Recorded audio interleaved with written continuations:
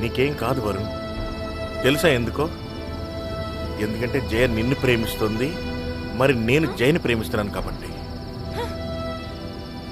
జయ లేకుండా నేను బ్రతకలేను. జయ కోసం నేను ఎంతో చేశాను. నేను జయ కోసం ఏమైనా చేయగలను. నువ్వేం మాట్లాడుతున్నావు? నువ్వు జై వల్ల క్రిమినల్ అయ్యావా? లేదు లేదు వరుణ్, నేను అలా అంటం లేదు. నేను జై కోసం క్రిమినల్గా అవ్వలేదు. నేను క్రిమినల్గా ఎందుకు మారానో ఈ విషయం నాతోనే అంతమైపోవాలి. దీన్ని తెలుసుకోవడం ఎవరికి అవసరం లేదు, నాతోనే అంతమైపోవాలి. కానీ నేను ఒక్క విషయం చెప్పగలను. నేను జీవితం యొక్క ఆ సరిహద్దు వరకు చేరుకున్నాను. నన్ను ఎవరైనా ఎప్పుడైనా ఎక్కడైనా చంపేయగలరు, ఎక్కడైనా చంపేయగలరు. మా జీవితం అంతమైపోతుంది. నేను ఇక్కడి నుంచి పోయిన తర్వాత నా కూతురు ఒంటరిది అయిపోతుంది.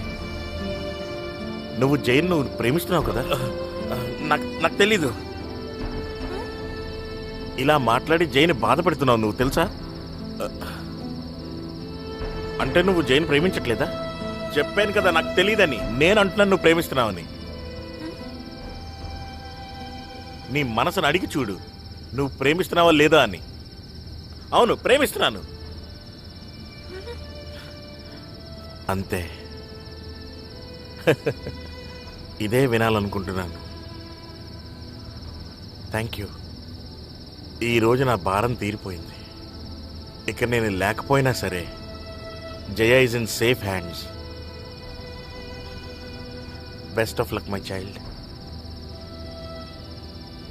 సంతోషంగా ఇద్దరు ఉండండి. సంతోషంగా ఉండమ్మా. ఇంకేం చెప్పండి నీతో.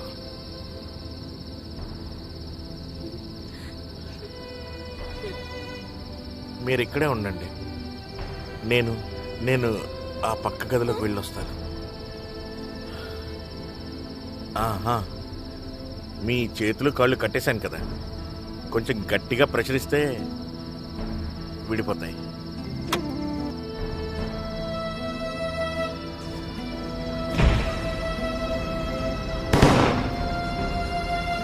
ఆ పక్క గది నుండి జయ వాళ్ళ తండ్రి ఎన్నటికీ తిరిగి రాలేదు. ఈ అర్ధరాత్రి చీకట్లో కోల్కతా నగరంలో ఎక్కడో బైపాస్లో తన పిస్టల్తో తన బుర్రను పేల్చుకొని ఈ నగరం నుండి ఒక మనిషి యొక్క అస్తిత్వం శాశ్వతంగా తొలగిపోయింది. ఇంకెప్పుడు ఆయన మరే యాంటీ సోషల్ కాదు, ఆయన ఏ క్రిమినల్ కాదు. ఆ సమయంలో ఆయన కేవలం ఒక ఆడపిల్ల తండ్రి.